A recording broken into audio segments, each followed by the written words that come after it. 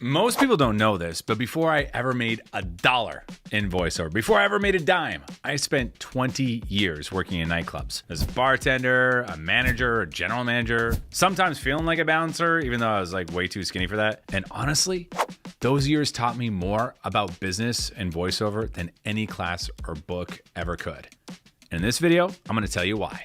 So let's start with the most important lesson. Customer service is everything. In nightclubs, one wrong move and you put a bad taste in someone's mouth.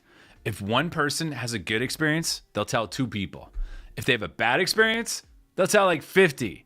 That can kill your business overnight. I've seen clubs go from packed to empty in a month because the staff started thinking they were too good for the customers. The doorman, the bartenders, the managers, everyone started acting like people were lucky just to be inside. A lot of nightclubs do that. Not the ones I work at. See, that's a terrible attitude, and it's the same in voiceover. When you get to a higher level, you can't start thinking you're too good for anyone. You gotta treat everyone with the kindness and respect they deserve, no matter how busy or successful you get. If you bring white glove service to a nightclub, the place just pops off every single night. I've seen it so many times. People can't wait to get in. In voiceover, if you treat every client like they matter, they'll come back again and again and again.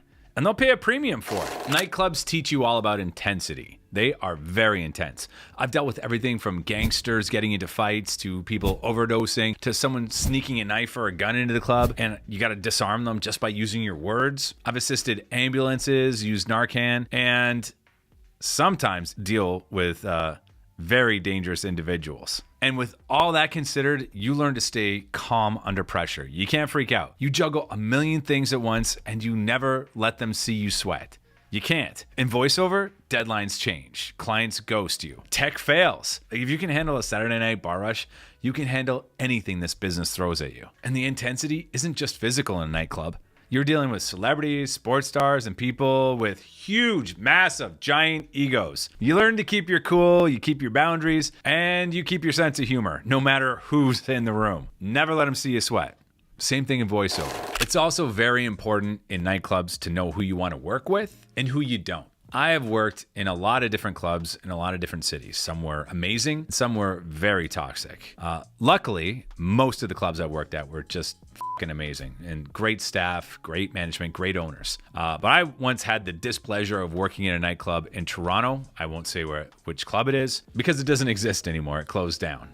Rightfully so, because these owners turned out to be racist. They were ripping off the staff, and it went against my morals, so I walked out. I quit and I left. But I gotta tell you though, the staff that worked there, they were great, and they didn't deserve the ownership that was absolutely horrible. Why am I telling you this? Here's the lesson. Know who you want to work with and who you don't in voiceover. In voiceover, you don't have to take every client.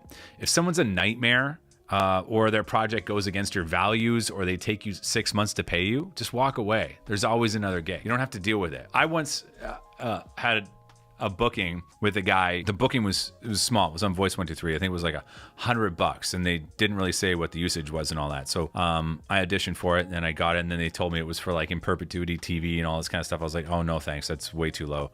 But all the best with it. I'm sure you'll find someone great. And the owner of the marketing agency called me up, started swearing at me and cussing me out, and like, what's your fucking problem, man? You're really screwing us. I'm like, whoa. First of all, you didn't put the usage in the details. Second of all, don't talk to me like that. And this guy was such an asshole. And I looked him up on LinkedIn because I reported him to Voice 123 for swearing and being so very unprofessional. And he had a profile on LinkedIn wearing sunglasses, standing in front of a very cool car. Sunglasses on. He was the Andrew Tate of the LinkedIn world. That's what I was working with. So yeah. I didn't work with him. I don't think he's able to work with anybody on Voice 123 anymore, but it's rare that you run into people like that, pieces of shit like that in voiceover, but it happens and you don't have to work with them.